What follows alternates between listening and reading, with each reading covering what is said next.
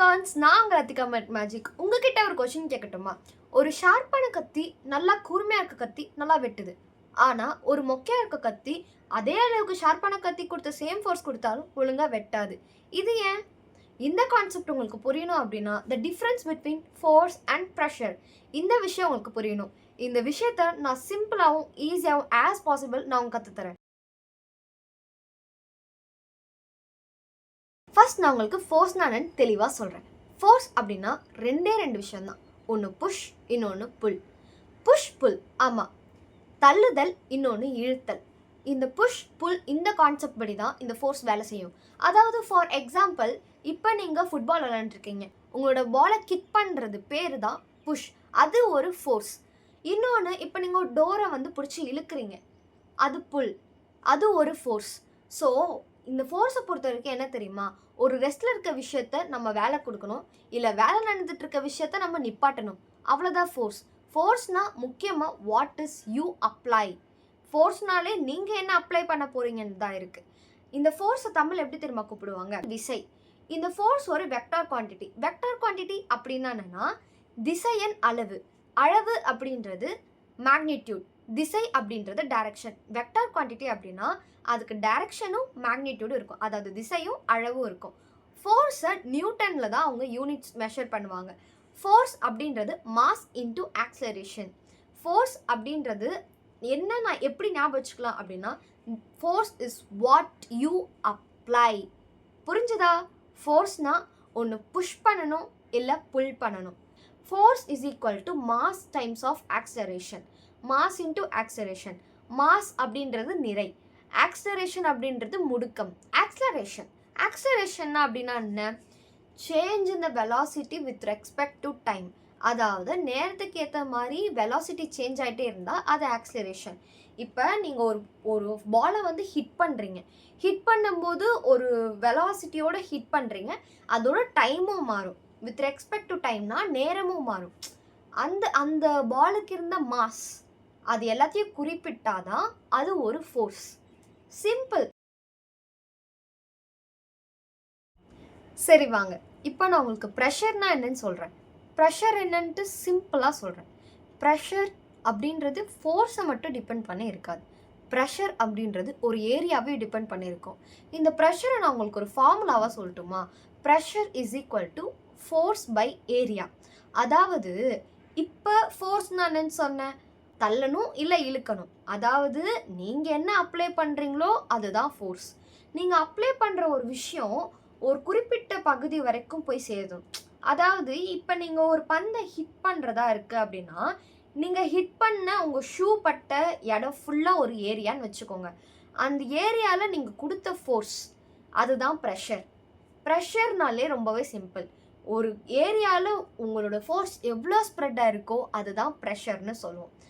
இப்போ ஒரு ரியல் லைஃப்பில் ஒரு விஷயம் சொல்லட்டுமா? எவ்வளோக்கு எவ்வளோ ஒரு ஏரியா சின்னதாக இருக்கோ அவ்வளோக்கு அவ்வளோ அங்கே ப்ரெஷர் ஜாஸ்தியாக இருக்கும். இதுக்கு நான் ஒரு எக்ஸாம்பிள் சொல்கிறேனே. இப்போ ஒரு கத்தி எடுத்துக்கோங்க, ஒரு ஷார்ப்பான கத்தி ஈஸியாகவே கட் பண்ணும். ஏன் தெரியுமா? ஏன்னா அந்த கத்தியோட முனை ரொம்பவே ஸ்மால் ஏரியா வச்சுருக்கோம், ரொம்பவே ஸ்மால் ஏரியா. அப்படி ஸ்மால் ஏரியா வச்சுருக்கனால என்ன ஆகுது அப்படின்னா நல்லா ஷார்ப்பாக கட் பண்ணுது. அது ஏன் ஷார்ப்பாக கட் பண்ணுது? அங்கே ப்ரெஷர் இருக்குது. ஒரு சின்ன ஏரியாவில் அதிக ப்ரெஷர் இருக்கும். ஓகே, அதே மாதிரி நான் இதுக்கு இன்னொரு எக்ஸாம்பிளும் சொல்கிறேன். கேர்ள்ஸ் எல்லாருமே ஹை ஹீல்ஸ் வியர் பண்ணுவாங்க, பார்த்துருக்கீங்கல்ல? ஆனால் நிறைய பேர் ஃப்ளாட் ஷூஸ் வியர் பண்ணுவாங்க. இப்போ நீங்கள் நடந்து போயிட்டுருக்கீங்க அப்படின்னா ஃப்ளாட் ஷூஸில் அதிக ப்ரெஷர் உருவாகுமா இல்லை ஹை ஹீல்ஸ்னால அதிக ப்ரெஷர் உருவாகுமா? கண்டிப்பாக ஹை ஹீல்ஸ்னால தான் அதிக ப்ரெஷர் உருவாகும். பட் என்ன டிஃப்ரென்ஸ்? ஏன்னா ஃப்ளாட் ஷூஸோட ஏரியா பார்த்திங்கன்னா நல்லா பெருசாக இருக்கும், ஆனால் ஹை ஹீல்ஸோட ஏரியா பார்த்திங்கன்னா ரொம்பவே மெலிசாக ரொம்பவே குட்டியாக முடியும் இல்லையா? அந்த இடத்துல சின்ன ஏரியா தான் இருக்கும், ஆனால் சின்ன ஏரியாவில் தான் அவ்வளோ ப்ரெஷர் இருக்கும் compared to the larger area. Larger ஏரியாவாக இருந்தால் ப்ரெஷர் குறையும், ஸ்மாலர் ஏரியாவாக இருந்தால் ப்ரெஷர் ஜாஸ்தியாக இருக்கும். ப்ரெஷரை எப்படி நம்ம மெஷர் பண்ணுறது அப்படின்னு கேட்டிங்கன்னா நியூட்டன் பெர் மீட்டர் ஸ்கொயர் ப்ரெஷரோட யூனிட். ப்ரெஷரை நியூட்டன் பர் மீட்டர் ஸ்கொயர்னு சொல்லலாம், இல்லை பாஸ்கல்ஸ்னு சொல்லலாம். அண்ட் ப்ரெஷர் வந்துட்டு நான் எப்படி ஈஸியாக ஞாபகம் வச்சுக்கிறது? ப்ரெஷர்னால் என்ன, ஈஸியாக சொல்லுங்களேன் அப்படின்னு கேட்டிங்கன்னா, இப்போ நீங்கள் அப்ளை பண்ணுற force spreads over an area. ஒரு குறிப்பிட்ட பகுதியில் நீங்கள் எவ்வளோ ஃபோர்ஸ் கொடுக்குறீங்களோ அதுதான் pressure. Pressure is the force spreads over an area. அவ்வளோதான் ப்ரெஷர். ரொம்பவே சிம்பிள். ஃபோர்ஸ்னால் வாட் யூ அப்ளை, ப்ரெஷர்னா the force spreads over an area. இதுதான் என் கை தான் இதோட ஏரியா அப்படின்னா, என் கையில் நான் பஞ்ச் பண்ணுறேன் அப்படின்னா என்னோட ஃபோர்ஸ் இந்த புஷ் இப்போ இந்த குறிப்பிட்ட ஏரியா இருக்கு இல்லையா, இங்கே தந்தது தான் ப்ரெஷர். இது ரொம்பவே சிம்பிள். இப்போ டிஃப்ரென்ஸ் சொல்லட்டுமா? Difference between the force and pressure. ஃபோர்ஸ்க்கும் ப்ரெஷருக்கும் என்ன டிஃப்ரென்ஸ்? ஃபோர்ஸ்னா என்ன? Push or pull. ப்ரெஷர்னா என்ன? The force spread over an area. அதாவது ஃபோர்ஸ்னா என்னது? தள்ளுறது இல்லை இழுக்கிறது. ப்ரெஷர்னா என்னது? நீங்கள் கொடுத்த ஃபோர்ஸ் குறிப்பிட்ட பகுதியில் எவ்வளோ ஏறி இருக்கு அப்படின்றது தான். அதாவது the force spreads over an area. Okay, ஃபோர்ஸோட யூனிட் என்ன? நியூட்டன். ப்ரெஷரோட யூனிட் பாஸ்கல்ஸ். இந்த ரெண்டு விஷயம்தான் ஃபோர்ஸ்க்கும் ப்ரெஷருக்கும் இருக்க டிஃப்ரென்ஸ். இப்போ நீங்கள் பீச்சில் நடந்து போயிட்டுருக்கீங்கன்னு வச்சுக்கோங்க. பீச்சில் நடந்து போனால் அந்த பீச் மண்ணில் நடக்கிறதுக்கு நமக்கு ஈஸியாக இருக்குமா கஷ்டமாக இருக்குமா? கண்டிப்பாக கஷ்டமாக இருக்கும். ஏன்னா ஒரு தடவையும் அங்கே நம்ம கால் வச்சு போகும்போதும் ஒரு தடவையும் நம்ம கால் உள்ளே போயிடும். அதே மாதிரி மணலில் கேமல்ஸ் ஈஸியாக நடக்க முடியும். அது எப்படி? why do camels walk easily on the sand? எப்படி? ஏன்னா கேமல்ஸோட காலை பார்த்துருக்கீங்கன்னா லார்ஜர் ஏரியா இருக்கும். நான் ஒரு விஷயம் சொன்னேன், ஞாபகம் இருக்கா? அதாவது ஏரியா கம்மியாக இருந்துச்சுன்னா, அதாவது ஏரியா சின்னதாக இருந்தால் ப்ரெஷர் அங்கே ஜாஸ்தியாக இருக்கும். ஆனால் கேமலோட கால் லார்ஜர் ஏரியா, அப்போ கண்டிப்பாக அங்கே ப்ரெஷர் ரொம்பவே கம்மியாக இருக்கும். ப்ரெஷர் கம்மியாக இருக்கும் போது நம்மளால் ஈஸியாக நடக்க முடியும். ஸோ நம்மளோட காலோட ஏரியா பார்த்தீங்க அப்படின்னா ரொம்பவே குட்டியாக இருக்கும். அதனால் நம்ம மூவ் பண்ணி நடக்கிறதுக்கு கொஞ்சம் கஷ்டப்படுவோம். கரெக்டாக நம்மளோட ப்ரெஷரும் வந்து ரொம்ப ஜாஸ்தியாக இருக்கும் அங்கே. பட் கேமல்ஸோட ப்ரெஷர் ரொம்பவே கம்மியாக இருக்கும். ஏன்னா அவங்களோட காலில் இருக்க ஏரியா ரொம்பவே பெருசாக இருக்கும். This is the reason. இன்னொரு விஷயம் கேட்கட்டுமா? நம்ம ஸ்கூல் பேக்ஸ் இல்லை காலேஜ் பேக்ஸ் இதெல்லாம் மாட்டிட்டு போகும்போது நம்ம பேக் கிட்ட இவ்வளோ பெருசாக ஸ்ட்ராப் ஒன்று கொடுத்துருப்பாங்க இல்லையா, லூஸ் பண்ணி விடுறதுக்கு. அந்த ஸ்ட்ராப் எதுக்காக கொடுக்குறாங்க நான் சொல்லட்டுமா? ஏன்னா நம்ம ஷோல்டரில் இருக்க வெயிட்டை ரெடியூஸ் பண்ணுறதுக்கு தான். நம்ம ஷோல்டரில் ப்ரெஷர் மொத்தமும் கொடுத்துடக்கூடாது. அதுக்காக தான் அவ்வளோ பெரிய ஸ்ட்ராப் கொடுக்குறாங்க. ஏன்னா நம்மளோட பேக் நம்ம ஷோல்டர் கிட்ட ரொம்ப லார்ஜர் ஏரியாவாக அது அப்பியர் ஆகணும். அப்போ தான் நமக்கு ப்ரெஷர் கம்மியாகும். ஸோ அதுக்காக தான் நம்மளுக்கு பேக் ஸ்ட்ராப் இருக்குது. The easy way to remember force and pressure. ரொம்பவே ஈஸியான வழியில் ஃபோர்ஸையும் ப்ரெஷரையும் புரிஞ்சுக்கணும் அப்படின்னு நினச்சிங்க அப்படின்னா, force is what you apply. Force அப்படின்னா என்னது? நீங்கள் என்ன கொடுக்குறீங்க, நீங்கள் என்ன அப்ளை பண்ணுறீங்க அப்படின்றது தான் force. Pressure the force spreads over an area. அதாவது நீங்கள் கொடுக்குற ஃபோர்ஸ் ஒரு குறிப்பிட்ட பகுதியில் எந்த அளவுக்கு ஸ்ப்ரெட் ஆகுது அந்த ஏரியா, அதுதான் ப்ரெஷர். இந்த ரெண்டு விஷயம் தெரிஞ்சால் நீங்கள் நிறைய விஷயத்த கான்செப்ஷுவலாக நல்லாவே ஹேண்டில் பண்ணுவீங்க. உங்களுக்கு நல்லாவே இந்த கான்செப்ட் கண்டிப்பாக புரிஞ்சிருக்கும் நான் நம்புறேன். சரி வாங்க, கொஷின்ஸ் எப்படி சால்வ் பண்ணுறது நான் உங்களுக்கு கற்றுத்தரேன். இப்போ ஃபர்ஸ்ட் கொஷின் அவங்க என்ன கேட்டிருக்காங்க? A boy pushes a box with a force of 50 newtons. Another boy pushes it with 30 newton in the same direction. Find the total force. அதாவது ஒரு பையன் ஒரு பாக்ஸை 50 நியூட்டன் ஃபோர்ஸ் கொடுத்து தள்ளுறான். அதே மாதிரி இன்னொரு பையன் ஒரு பாக்ஸை 30 நியூட்டன் ஃபோர்ஸ் கொடுத்து ரெண்டு பேரும் ஒரே டைரக்ஷனில் தள்ளுறாங்க. அப்போ மொத்த ஃபோர்ஸ் எவ்வளோ இருக்கும்? அப்போ முந்தின இருந்த பையன் தள்ளின ஃபோர்ஸ் எவ்வளோ? 50 நியூட்டன். அதாவது பாய் ஒன்னோட ஃபோர்ஸ் எவ்வளோ? 50 நியூட்டன்ஸ். பாய் டூவோட ஃபோர்ஸ் எவ்வளோ? 30 நியூட்டன்ஸ். இதில் நம்ம முக்கியமாக கவனிக்க வேண்டிய விஷயம் என்னன்னு தெரியுமா? அதாவது சேம் டைரக்ஷன். டோட்டல் ஃபோர்ஸ் அப்போ என்ன பண்ணும்? Boy one total force equal to boy 1ஓட ஃபோர்ஸ் ப்ளஸ் பாய் 2ஓட ஃபோர்ஸ். பாய் 1ஓட ஃபோர்ஸ் என்ன? 50. பாய் 2ஓட ஃபோர்ஸ் என்ன? 30. So overall 80 newtons. இதுதான் டோட்டல் ஃபோர்ஸ். இப்போ இந்த கொஷினில் அவங்க என்ன கேட்டிருக்காங்கன்னு கவனிங்களேன். A force of 100 Newton is applied to the right and 40 Newton to the left. Find the net force. அதாவது 100 நியூட்டன் ரைட்லேயும் 40 நியூட்டன் ஃபோர்ஸு லெஃப்ட்லேயும் ஆக்ட் ஆகிருக்கு. ரெண்டு ஃபோர்ஸும் ஆப்போசிட்டில் ஆக்ட் ஆகிருக்கு அப்படின்னா நம்ம மைனஸ் பண்ணாதான் மொத்தம் அதில் எவ்வளோ ஃபோர்ஸ் இருந்ததுன்னு கண்டுபிடிக்க முடியும். அதில் எவ்வளோ ஃபோர்ஸ் இருந்ததுன்னு கண்டுபிடிக்கிறதுக்கு பேர் தான் நெட் ஃபோர்ஸ். ஸோ நெட் ஃபோர்ஸோட ஃபார்முலா என்னன்னு பார்த்தீங்கன்னா first force minus second force. First வந்த ஃபோர்ஸ் எவ்வளோ? 100 நியூட்டன்ஸ். ரெண்டாவது வந்த ஃபோர்ஸ் 40 நியூட்டன்ஸ். ஆகவே நெட் ஃபோர்ஸ் எவ்வளோ? 100 மைனஸ் 40, ஓவரால் 60 நியூட்டன்ஸ். நம்மளோட நெட் ஃபோர்ஸ் இங்கே 60 நியூட்டன்ஸ்னு சொல்கிறாங்க. அதாவது ஃபோர்ஸ் ஆஃப் 100 நியூட்டன் ரைட் பக்கமும் 40 நியூட்டன்ஸ் லெஃப்ட் பக்கமும் அப்ளை பண்ணியிருக்காங்க. ரெண்டு ஃபோர்ஸ் ஆப்போசிட் டைரக்ஷனில் இருந்தால் மைனஸ் பண்ணணும், ரெண்டு ஃபோர்ஸ் சேம் டைரக்ஷனில் இருந்தால் ப்ளஸ் பண்ணணும். இப்போ இந்த கொஷினை கவனிங்க. Pressure formula basics. இதில் ஃபோர்ஸ் அவங்க எவ்வளோ கொடுத்துருக்காங்க? 200 நியூட்டன்ஸ். ஏரியா அவங்க எவ்வளோ கொடுத்துருக்காங்க? 10 மீட்டர் ஸ்கொயர். இப்போ நம்மக்கிட்ட என்ன கேட்குறாங்க? ப்ரெஷர். ஆகவே நான் ஃபஸ்ட்டு என்ன சொன்னேன்? ப்ரெஷர் அப்படிங்கிறது Pன்னு எடுத்துக்கலாம். Pressure is equal to force by area. கரெக்டாக? இதுதான் நான் ஆல்ரெடி சொன்னேன். ஒரு குறிப்பிட்ட ஃபோர்ஸ், அதாவது ஒரு ஃபோர்ஸ் ஒரு ஏரியாவில் எவ்வளோ அப்ளை ஆகுதோ அதுதான் ப்ரெஷர்னு சொன்னேன். கரெக்டாக? இப்போ இங்கே எவ்வளோ ஃபோர்ஸ் கொடுத்துருக்காங்க? 200 அப்ளை பண்ணுங்கள். இங்கே எவ்வளோ ஏரியா கொடுத்துருக்காங்க? 10. ஸோ 10. இப்போ இந்த 0 கேன்சல் பண்ணிட்டா 20. ப்ரெஷர் என்ன unit?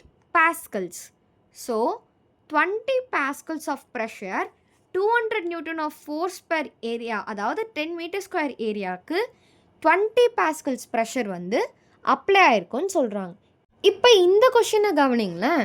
Force of 100 newton is applied on an area of 2 metre square. இங்கேயும் ப்ரெஷர் கண்டுபிடிக்க சொல்லி கேட்டிருக்காங்க. நான் முன்ன சொன்ன மாதிரி ப்ரெஷரோட ஃபார்முலா என்ன? Pressure equal to force by area. அப்போ இங்கே ஃபோர்ஸ் எவ்வளோ கொடுத்துருக்காங்க? ஃபோர்ஸ் 100 நியூட்டன் கொடுத்துருக்காங்க. அப்போ 100. ஏரியா எவ்வளோ கொடுத்துருக்காங்க? Is applied on an area of 2 metre square. அப்போ ஏரியா எவ்வளோ? 2. ஸோ எவ்வளோ வரும்? 50. கரெக்டா? ஸோ ப்ரெஷர் எவ்வளோ? Pressure is equal to 50 pascals. Area 2 metre square, அதாவது ஏரியா ரொம்பவே சின்னதாக இருக்குது, ஆனால் ஃபோர்ஸ் ரொம்பவே பெருசாக இருக்குது. அப்போ ப்ரெஷர் ரொம்பவே ஜாஸ்தியாக வரும். அதனால தான் 50 பாஸ்கல்ஸ் ப்ரெஷர் வந்திருக்கு. இப்போ இந்த கொஷினை கவனிங்களேன். A force of 100 Newton is applied on an area of 20 meter square. Find the pressure. Same formula. So இங்கேயும் என்ன? ப்ரெஷர் இஸ் ஈக்குவல் டு, நீங்களே சொல்லுங்கள் பார்ப்போம், force by area. So force எவ்வளோ கொடுத்துருக்காங்க? 100 நியூட்டன்ஸ். ஏரியா எவ்வளோ கொடுத்துருக்காங்க? 20 மீட்டர் ஸ்கொயர். ஸோ ரெண்டுத்தையும் கேன்சல் பண்ணால் 5 பாஸ்கல்ஸ். ஸோ ப்ரெஷர் எவ்வளோ கிடச்சிருக்கு? 5 பாஸ்கல்ஸ். அப்போ இங்கே நீங்கள் முக்கியமாக கவனிக்க வேண்டிய விஷயம் என்ன? போன கொஷின்லேயும் நமக்கு 100 நியூட்டன் ஃபோர்ஸ் தான் கொடுத்தோம், இந்த கொஷின்லேயும் நம்ம 100 நியூட்டன் ஃபோர்ஸ் தான் கொடுக்குறோம். ப்ரெஷர் ஏரியா எவ்வளோ கொடுத்தோம் போன கொஷினில்? 2 மீட்டர் ஸ்கொயர். ஆனால் இந்த கொஷினில் 20 மீட்டர் ஸ்கொயர். போன கொஷினில் ஏரியா ரொம்பவே சின்னதாக இருந்ததுனால நமக்கு 50 பாஸ்கல் ப்ரெஷர் பெருசு. ஆனால் இந்த கொஷினில் ஏரியா ரொம்பவே பெருசு, அதாவது 20 மீட்டர் ஸ்கொயர். அதனால் இங்கே ப்ரெஷர் ரொம்பவே கம்மியாக இருக்குது, அதாவது 5 பாஸ்கல்ஸ். இப்போ இந்த கொஷனை கவனிங்களேன். இங்கே ப்ரெஷர் எவ்வளோ கொடுத்துருக்காங்க? 25 பாஸ்கல்ஸ். ஏரியா எவ்வளோ கொடுத்துருக்காங்க? 4 மீட்டர் ஸ்கொயர். நம்ம வழக்கமாக ஃபோர்ஸ் ஏரியா கொடுத்து ப்ரெஷர் கண்டுபிடிப்போம். ஆனால் இங்கே என்ன பண்ணியிருக்காங்க? நான் உங்களுக்கு இந்த தடவை ப்ரெஷரும் ஏரியாவும் கொடுக்குறேன், ஃபோர்ஸ் கண்டுபிடிங்கன்னு சொல்லி கேட்டிருக்காங்க. சரி வாங்க கண்டுபிடிப்போம். ப்ரெஷரோட ஃபார்முலா ஃபஸ்ட்டு எழுதிக்கலாம். Pressure is equals to force by area. கரெக்டா? ஸோ நமக்கு இப்போ தேவைப்படுறது ஃபோர்ஸ். நம்ம ஃபஸ்ட் ப்ரெஷரில் என்ன கொடுத்துருக்காங்களோ அதை அப்ளை பண்ணலாம். 25 பாஸ்கல்ஸ். கரெக்டா? இப்போ ஃபோர்ஸ் அப்படியே இருக்குது, நம்ம ஃபோர்ஸ் தான் கண்டுபிடிக்கணும். ஏரியா என்ன? 4. ஸோ நமக்கு தேவை ஃபோர்ஸ் எவ்வளோன்னு சொல்லி. ஸோ நான் இப்போ என்ன பண்ணுறேன்? Force is equal to 25 into 4. 100 newtons. Force is equal to 100 newtons. இங்கே நம்மளுக்கு ஒரு ரியல் லைஃப் எக்ஸாம்பிள் சொல்லி கொடுத்து ஸ்டார்ட் பண்ணுறாங்க. A sharp knife cuts easily because its edge has a very small area. அதாவது ரொம்ப கூர்மையான கத்தி ஈஸியாகவே கட் பண்ணிடும். ஏன்னா அந்த கத்தியோட முனையில் ரொம்பவே சின்ன பகுதி தான் இருக்கும்னு சொல்கிறாங்க. அதுக்கு கொடுத்துருக்க ஃபோர்ஸ் எவ்வளோ? 60 நியூட்டன். அதுக்கு கொடுத்துருக்க ஏரியா 0.5 மீட்டர் ஸ்கொயர். இப்போ ஒரு கத்தி 60 நியூட்டன் ஃபோர்ஸ், அதாவது இப்படி புஷ் பண்ணுறாங்க. அது இந்த கத்தியோட முனைப்பகுதி, அந்த ஏரியா அது வெறும் 0.5 மீட்டர் ஸ்கொயர் தான் இருக்குது. அப்போ எவ்வளோ ப்ரெஷர் இருந்திருக்கோன்னு சொல்லி கேட்குறாங்க. கண்டுபிடிக்கலாமா? ப்ரெஷர் இஸ் ஈக்குவல் டு என்ன ஃபார்முலா? எப்பவும் போல தான், ஃபோர்ஸ் பை ஏரியா. ஓகே வாங்க. ஃபோர்ஸ் என்ன? 60 நியூட்டன்ஸ். ஏரியா என்ன? 0.5. ஓகே, இப்போ நம்ம இது எப்படி சால்வ் பண்ணலாம்? 60 by 0.5 into 10 by 10. இப்படி சால்வ் பண்ணும்போது 600 by 5ன்னு வரும். 5 12s are 60. So 120 pascals of pressure. இந்த கொஷின் பாருங்களேன். Which produce more pressure? A, இன்னொன்று பி. பார்ப்போமா? சரி வாங்க. சிம்பிள். இங்கே அவங்க ஃபோர்ஸ் கொடுத்துருக்காங்க, இன்னொன்று ஏரியா கொடுத்துருக்காங்க. ஸோ ஃபஸ்ட் ஏ ஆப்ஷனை நம்ம செலக்ட் பண்ணி கண்டுபிடிக்கலாம். வாங்க. ஏ ஆப்ஷனில் ஃபோர்ஸ் எவ்வளோ கொடுத்துருக்காங்க? அதாவது 10 நியூட்டன்ஸ்.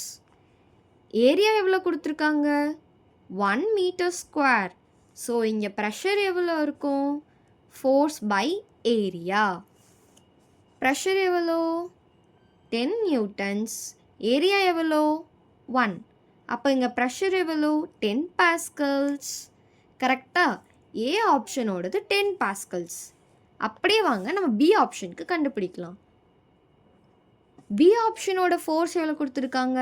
10 நியூட்டன்ஸ். அதுக்கு ஏரியா எவ்வளோ கொடுத்துருக்காங்க? 5 மீட்டர் ஸ்கொயர். ஸோ இங்கே ப்ரெஷர் என்ன? Force by area 10 by 5. அப்போ இங்கே எவ்வளோ? 2 பாஸ்கல்ஸ். ஸோ இங்கே யார் நிறைய ப்ரெஷர் ப்ரொடியூஸ் பண்ணுறா? கண்டிப்பாக ஆப்ஷன் ஏ தான் நிறைய ப்ரொடியூஸ் பண்ணுறாங்க. So option A. ஏவோட ப்ரெஷர் எவ்வளோ? 10 பாஸ்கல்ஸ். ஆனால் பியோட ப்ரெஷர் எவ்வளோ? Only 2 pascals. ஸோ யார்கிட்ட ப்ரெஷர் ஜாஸ்தியாக இருக்குது? ஏ கிட்ட. எதனால்?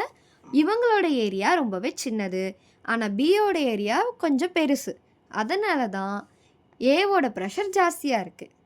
இந்த கொஷினை கொஞ்சம் கவனிங்களேன். Why do camels have broad feet? எதனால் ஒட்டகத்துக்கு ரொம்பவே அடர்த்தியான கால்கள் இருக்குது அப்படின்னு சொல்லி கேட்குறாங்க. அடர்த்தியான பாதம் அது எதனால் இருக்குன்னு தெரியுமா? To increase area and reduce pressure so they don't sink in the sand. அதாவது அதோட ஏரியாவை நம்ம அதிகரிக்கும் போது அந்த இடத்துல இருக்க ப்ரெஷர் குறைய ஆரம்பிக்கும். அந்த இடத்துல இருக்க ப்ரெஷர் குறைய ஆரம்பிக்கும் போது அந்த ஒட்டகத்தோட கால்கள் அந்த மணல் பகுதிக்குள்ளே போய் முகாமல் இருக்கும். அதனால தான் அவங்க ரொம்பவே ப்ராட் ஃபிட்டாக இருக்குது. இந்த கான்செப்ட் உங்களுக்கு புரிஞ்சிருந்தா இதே மாதிரி நிறைய ஈஸி கான்செப்ட்ஸ்க்கு என்னோட வீடியோவை செக் அவுட் பண்ணுங்கள். Bye my dear icons. Bye bye.